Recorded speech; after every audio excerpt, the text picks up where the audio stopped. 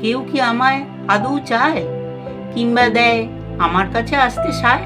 অধিকাংশ জনেরই রয়েছে আমাকে নিয়ে ভীতি, কারণ আমি যে টেনে দিই ইহকালের ইতি। সবাই আমায় রাখতে চায় সরিয়ে, অর্থাৎ নিজের সঙ্গে নিতে চায় না জড়িয়ে।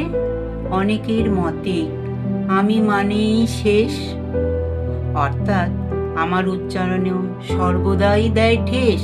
বেশিরভাগ ক্ষেত্রেই আমাকে আনতে চাওয়া হয় দেরিতে। আসলে আমার সবার মানে যাত্রাটা যে একেবারেই অন্তিম ফেরিতে।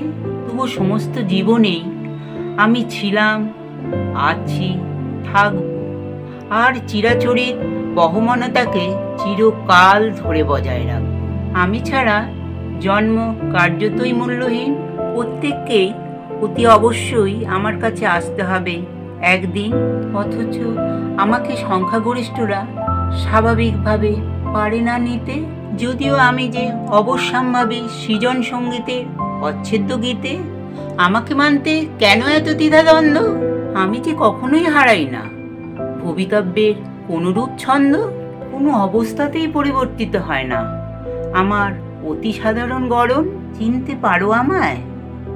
আমি যে আর কেউ নয়, চিরন্তন বেদনাবহ মরণ।